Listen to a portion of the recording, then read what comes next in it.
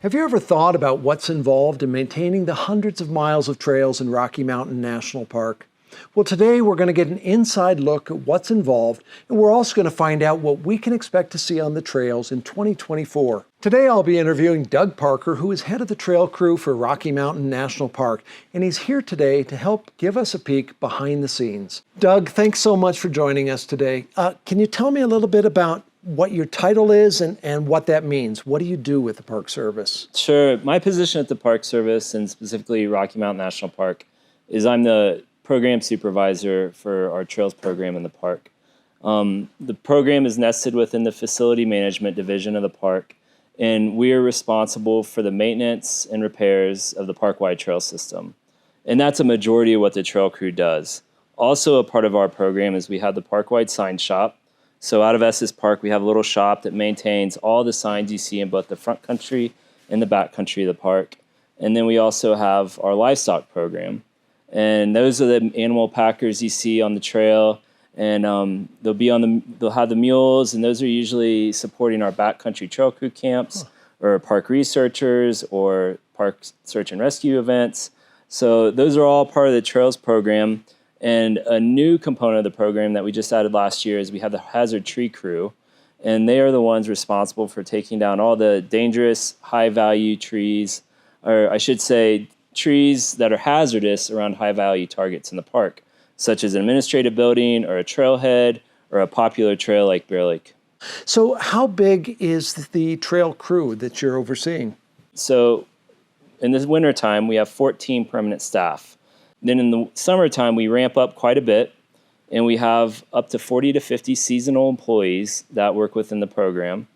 And then we have park partners we work with, such as Rocky Mountain Conservancy, Rocky Mountain Youth Corps, Lambert County Youth Corps.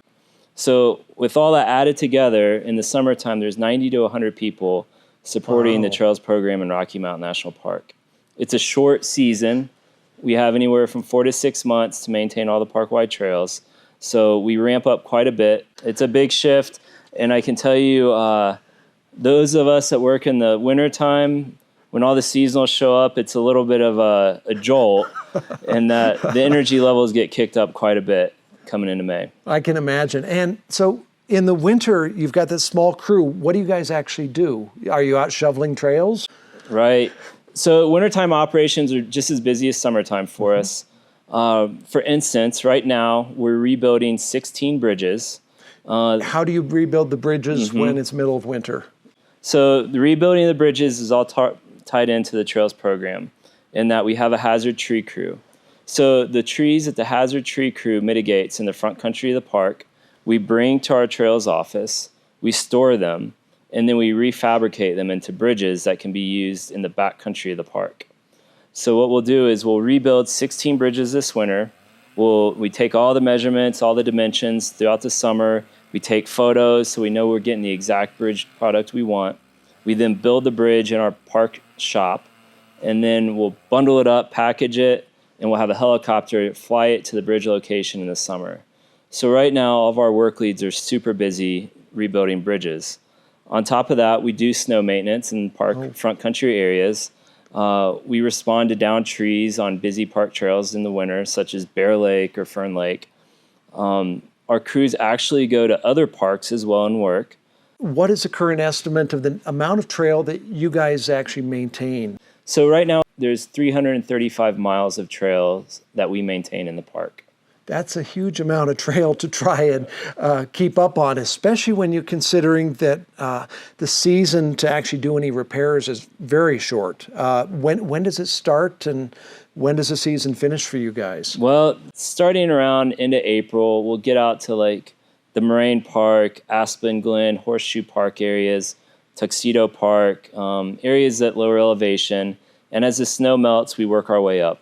And when you say you work your way up, what are you doing? So when our crews go out for a maintenance run, and that's what we call them when you see like 6 people out hiking with shovels over their shoulder, they're out maintaining the trail corridor. And with that, we're clearing the drainage structures within the trail so we can get water off the trail. We're removing large obstacles such as rocks or trees off the trail. So we maintain a standard of 6-foot wide trail. And what that means is basically from woody edge to woody edge, 6 feet. Now, if you have like a large tree in there, obviously we're not removing large trees. But if we have small bushes that are going to grow and impede the trail corridor, we'll brush those back so to create a good line of sight for visitors and to delineate the trail. So we've seen a lot of increased visitation to the park over the last decade or so. How has this impacted the trails and the work that you guys do? Sure. There's been a big operational impact to the crew. Specifically, it's hard for us to get a parking spot too. We actually adjusted our working hours to start working earlier in the morning so we can make sure that we get our morning duties done before we go out to the trailhead and we have a parking spot. So we adjusted our work schedule. We're going to start putting signage up this summer around our work sites too, to kind of let the visitor know what we're doing and why we're doing it. And that way, hopefully that'll allow visitors to move more quickly through our areas so the crews can focus on the work.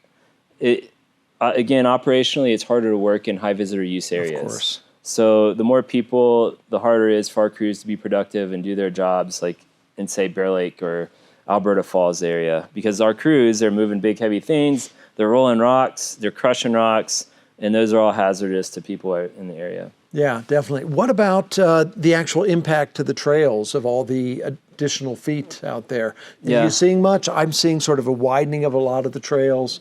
Yeah. Is that something you're experiencing?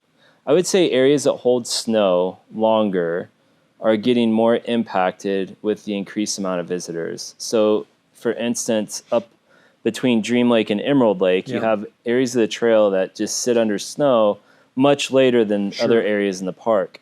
Well, that's also one of our busiest areas in the park is between Dream and Emerald. And so what happens is folks they find a social path off trail, and next thing you know, that's a new trail going next to our trail that will be uncovered by snow in a few weeks.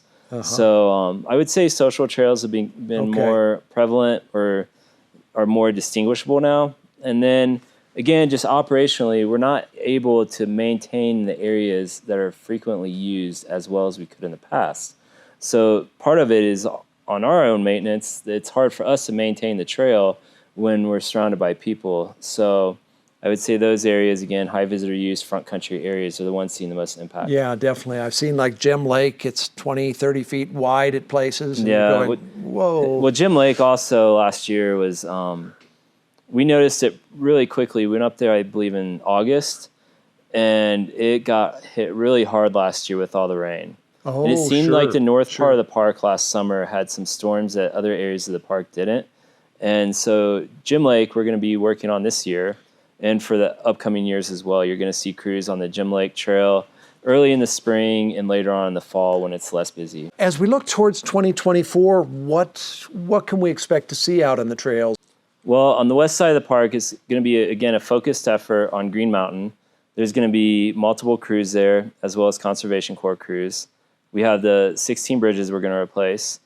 12 of them are on the Colorado River Trail, and 4 are on the South Boundary Trail.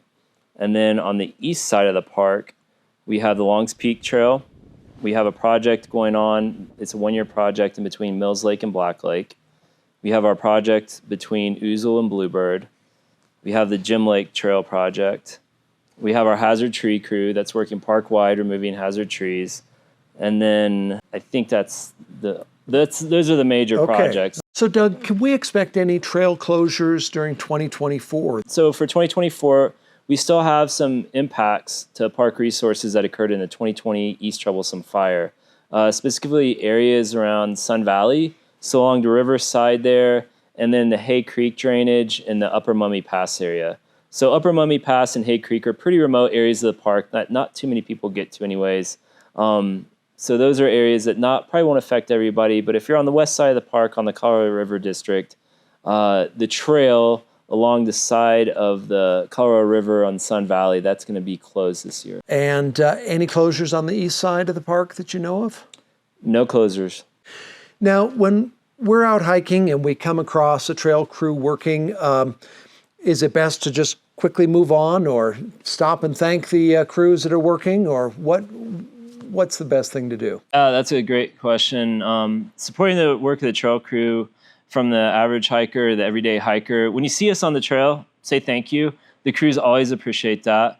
If they ask you to stop, stop and listen to the directions they provide. Sometimes they're rolling a big, gigantic rock and they can't have you walk through the scene at the moment. If you see our animal packers come through, always get to the side of the trail. You never want to stay in the way of the horses and mules as they're packing in our crews. And then, always stay on the trail. So if a crew's not present and you're out hiking and there's water present on the trail, do your best to stay on the trail. Don't go off trail, especially in those high visitor use areas such as Glacier Gorge or Alberta Falls. If there's a puddle and you walk off the trail and you create a new social path, people will follow you, and next thing you know, we have a new trail that we have to delineate. So best thing you can do to help us out is stay on the trail, be prepared to walk through the water, use the trails that's provided, and then say thank you to your trail worker when you come by. Okay, and in terms of switchbacks, I do see people cutting those regularly to save a few seconds. Yep. You never want to cut switchbacks. I know sometimes it looks attractive, especially as you're coming downhill and you can see the trail below you. But if you're coming downhill and you cut that switchback, you're really increasing erosion at a faster rate. And the switchbacks are there to support the trail tread, but also to support the resources around the trail. And when you go off trail, especially on a switchback, you're going to quickly help degrade those resources and create new social trails that we don't want. Great. Doug, thank you so much for being here with us today. We really enjoyed getting a chance to hear what's happening inside the Trails Department at Rocky Mountain National Park. Yeah, I appreciate it, Eric. Well, I hope all of you enjoyed this look behind the scenes. If you want to see more videos like this one with interviews with park staff, please let me know in the comments below and I'll try and plan a few more of these. And if you want to see more content on Rocky Mountain National Park, consider subscribing to this channel. Thank you all for watching. I'll see you all in the next video. To help you prepare for your visit to Rocky Mountain National Park, visit my website, rockymountainnationalpark.com. For hiking guides, calendars, coffee table books, and more, visit rockytrailpress.com.